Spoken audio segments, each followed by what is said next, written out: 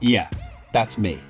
And alongside tours in Northern Ireland, I went on the golf trip of a lifetime around the Causeway coast.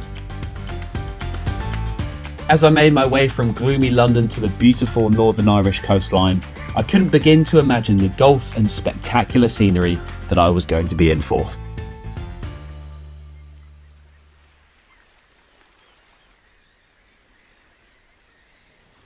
And we've made it. We're here in Portrush, the home of Shane Lowry. Now, what we're going to be doing is we're going to be doing a complete tour of the north coast of Ireland. We're going to be doing golf, we're going to be doing bars, restaurants, the most iconic tourist attractions in the world, and we're going to be packing it into just 3 days.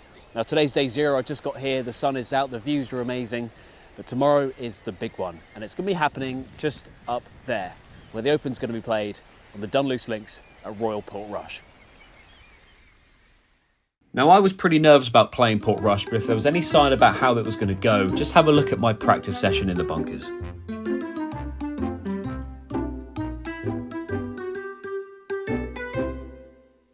Day one of Royal Portrush, the Open course where they're going to be playing the Open in only a few months from now in July. But look how beautiful this is. Everyone's out here, everyone's playing golf. We're at the RNA Open Media Day today. Only got here a few hours ago, had some lunch in the clubhouse. But it feels weird to know that all the pros are going to be there in about a few months, prepping for the Open. The crowds are going to be out here. The setup's going to look very different, but it just looks amazing. I had a little practice out in the practice facilities, had a little putt now, but like they're fast. I'm a little bit nervous. I don't normally get nervous for things like this, but you can tell I'm probably speaking a little bit fast. But anyway, 15 minutes. I'm going to keep putting on these lightning fast greens. But day one of this trip, and we are off to a hell of a start. So I got myself into the practice area and hit a few more balls, hit a few chips. And the chips was where I was thinking, God, these greens are really quick. But then we headed over to the first tee, and I'm not normally nervous for things like this, but I was a little bit rattly here, a lot of people watching, but managed to scull one down sort of the right centre of the fairway just before this little fairway bunker. But what the camera angle doesn't really show here is just how steep those greens were. The angle here does show it. Just look how far above my head that green is. You're chipping up into something blind, but cool with the grandstands at the back, but trying to get this in on these fast greens. That was a little bit slower because we were into wind. But those greens were just lightning fast. Anyway, onto the second hole, and here's where I caught one of my first fairway bunkers of the day. And I've never played a course where if you're in a fairway bunker, you just don't have any look at all at going into the greens. But yeah, I think it was 2 bogeys opened up with, and that sort of set the sign for the day, set the standard for the day. But this was the 5th tee, and just look at that tee shot. Downhill, facing towards the sea. Wind was helping as well, so I managed to get it really close to the green. But these putts like this, off the green, onto the super fast greens, going up 2 tiers as well, just impossible to try and read. So I think this was maybe my only proper birdie chance of the day that weren't sort of tap-ins or anything, but like this, even like there, just leaving myself a good 5-footer for par, a really nervy one. I think we're going to see a lot of those at the Open. But these were the views we were playing against. Beautiful course, beautiful views, but then here was the less pretty side, plugged bunker shots, trying to get up onto the green. But the views around the course were just incredible. Always looking out onto the sea, always looking over to the course. But then we moved to the Calamity hole, the famous 230-yard par 3. I took a 3-wood and I managed to put it actually quite close. You can see on the left that was the closest to the pin, but I just missed out on it there. But a 2-putt par there. And on 18, they set up the actual Open setup where the course was going to be played, but just look at that, walking up 18 with the grandstands. It doesn't get much better than that. And here's also me tapping in for what was a sensational birdie, but I'll pass you back to myself to walk you through all the details of the round. Oh, wow. Portrush. It lived up to all of the hype, everything I was told about it. 10 out of 10, by far the best golf course I've ever played, but also by far the toughest golf course I've ever played.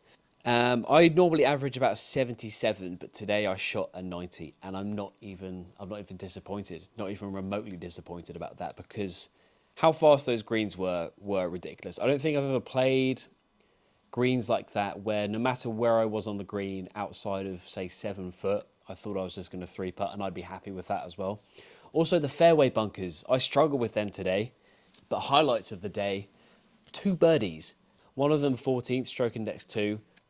And then the second birdie, and by far the best birdie of the day, was on 18. We were playing the championship tees right off the backs. I think that's probably the highlight of my golfing career so far. And tomorrow we're playing Portstewart links. Arguably one of the best links around here. Portrush is number one, Portstewart maybe number two, but it's all within the trophy course category. We're going to be playing it tomorrow, and we're going to see if we can beat that score that we shot today. Anything better than a 90, and I'll be happy.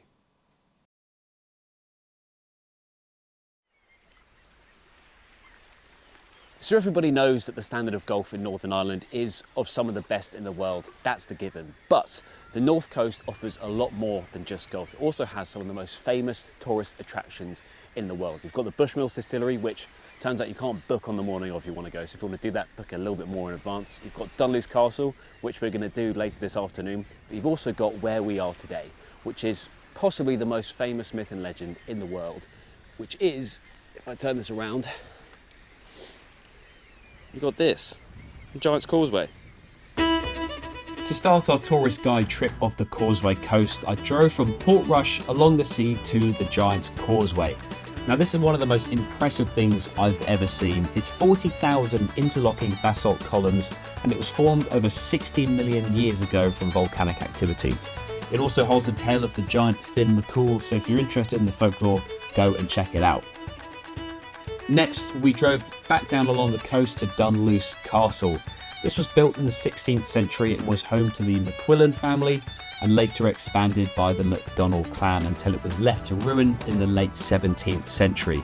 It's also a really haunted castle, so visiting at night is a huge attraction for those thrill seekers. Finally, you can swing by the small town of Bushmills to visit the old distillery.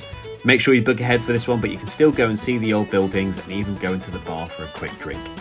And once the tourism was done, it was time to drive back down the coast to Portstewart Golf Club. What a morning we've had, and what a day it's been as well. It's been nothing but sun today, which is much better than the rain scare we had yesterday. But to be at those sort of sites this morning, seeing the tourism of Ireland, especially across the north coast, is the perfect sort of tee up for a round of golf. But now we're here, Portstewart. This is the town of Portstewart down there, and we're at Portstewart Golf Club. It's time to focus on the golf. We've got to focus, we've got to score well. I shot 90 yesterday, we've got to beat that. If I can break 80, even better. I feel like that's ambitious around these links courses with the way the wind's blowing, with how it's looking and how fast the greens are looking as well, which is a little terrifying. I think breaking 80 is ambitious, but 85 maybe, 90 even better. Portstewart Golf Club, the home of the greatest opening tee shot in golf. Just look at that view off the first tee, heading down into the valley. The elevation change is massive. I managed to hit the fairway and then hit onto the green.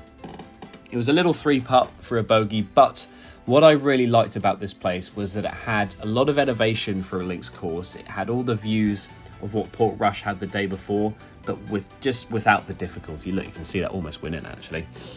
The mix of par threes, the elevation change on the par threes, I think were my favourite thing about this course. I remember this up and down actually. It was a really, really nice shot. I thought it was going to be the up and down of my life, but I just lipped out for the par. Devastated. But just the backdrop on that, insane. The views you get from the tops of these tees, the tee shots that you're hitting, so much variation in the golf that you can play around the northern coast of Northern Ireland.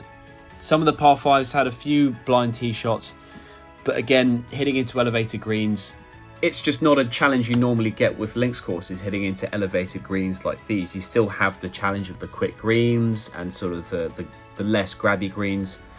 But here you had so much elevation change, and the views that came with it were just incredible. This was from a vantage point up on the 8th tee, and this is where you could look over all of the courses on the property and all the way down the coast and the nearby lakes around the course.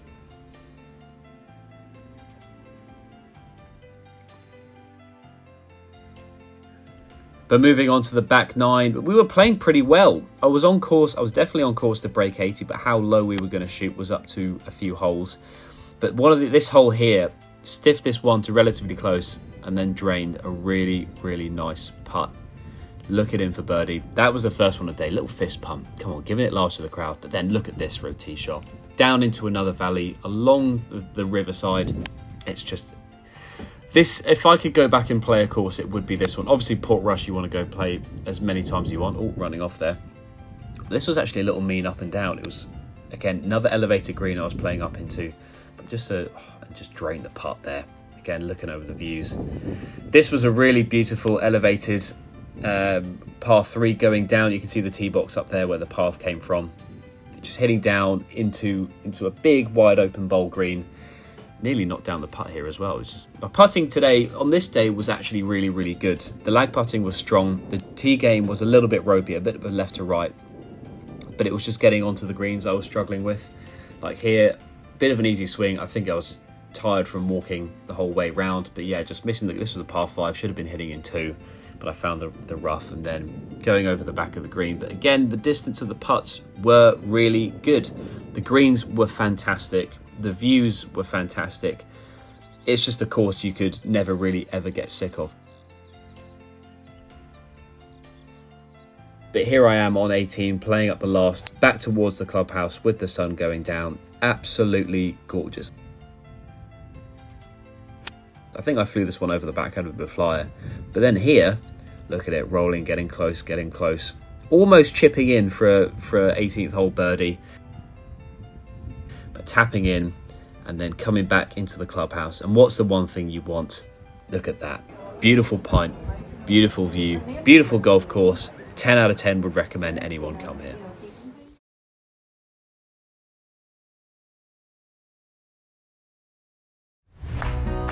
For our final day and golf course of the trip, we drove down south from the Causeway Coast towards Belfast, where our flight was going to be leaving, and we stopped in at Temple Patrick Golf Club at the Kingfisher estate. You know, the last 3 days have been nothing short of spectacular. We've played some of the best golf courses in the world. We've seen some of the most iconic tourist attractions in the world, and we've seen sort of just the heart of Ireland. Yeah, this is my first time on the island of Ireland, and I've sort of fallen in love with it a little bit. You know, it's completely lived up to all of the expectations of what people said, what it's going to be like, what the people are like, what the landscape is like, and it's just beautiful. But now we're playing another golf course. We're here at Temple Patrick Golf Club on the Kingfisher estate, and as you can see, this is one of the golf holes here. But you can see it's a very different landscape than what we've been playing for the last few days. We're away from the links, we're closer to Belfast, we're a bit more inland. A lot more trees, a lot narrower fairways. Not that the fairways on the last 2 courses weren't narrow, but it's a different landscape, it's a different type of golf. And with a different type of golf, we have a different target. Portrush, we broke 90. Portstewart, we broke 80. Today we break 75. Watching this back, I absolutely love my ambition of trying to break 75, but I'll be honest with you, the break 75 was off so quickly. I think I bogeyed the first rails, but look at this. Look, I had a little friend come and join me for a little bit of it. This was a really nice surprise. It was the black lab of the person who's playing in front of me, and he pretty much stuck around the whole trip. But yeah, back to the golf. The 75 was off so fast. It was chips like this, putts like this, could not find the speed of the greens. I tried to break 80 after this, but even that was just a lost cause. So I was focusing on just how beautiful this golf course was. You can see straight away just how different the scenery and the golf course is compared to the last 2 we played. Moving from a links to the Parkland course, and here's a little, beautiful putt there. I think that was the saver par. But as you can, straight away, the scenery is so much more different. We're away from the sea, but that does not mean it makes it easier. I think I was slightly naive going into this, thinking that I could break 75 just because we're on a Parkland course. But I couldn't have been more wrong. This course really beat me up. Could not find the speeds, could not hit the landing spots. Whether it was a swing issue or it was just how difficult the course was, who knows. But yeah, here's me chipping out. This sums it up. I think then just what it was I just couldn't find the irons. They're missing left on what was quite a big green. Should have been going for the middle of the green, trying to get it close to the pin, and then just look at that. I'm getting fed up at this point. But again, the view's beautiful. Even though it wasn't looking over the coast, it created its own beauty in these beautiful tree-lined shots. It had a lovely river going down the right side of that shot as well. Green's perfectly manicured. I couldn't ask for much more from this golf course, only that I played a little bit better. But I'm going to go quiet for a second, let you just watch and listen to the golf. And then I'll come back at the end where we're going to play the 18th hole together.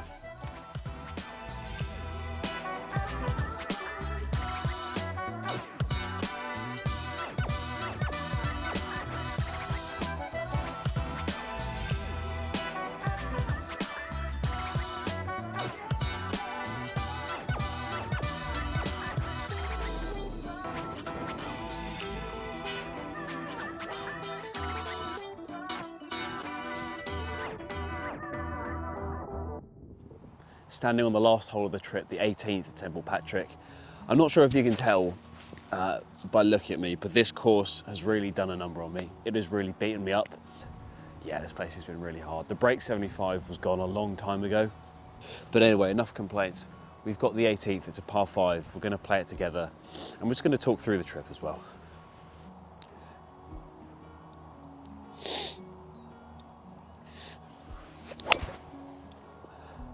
When it's come off the toe, but it's straight down the middle. We are just like straight into the wind. So we're probably hitting about a 300-yard shot here, but you can tell by the club in my hand, I'm not shying away from this.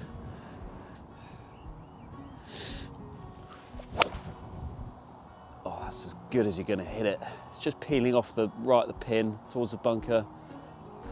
Okay, great news. We're not in the bunker. We actually have a really good chance for an up and down here. I'm gonna try and just land it on the little lip going up, run it up to the hole, and we should have a look at our first chance for a birdie today.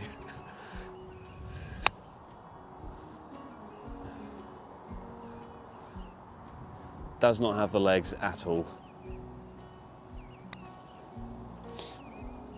I'll do it. There was a moment. Boom. And there it is.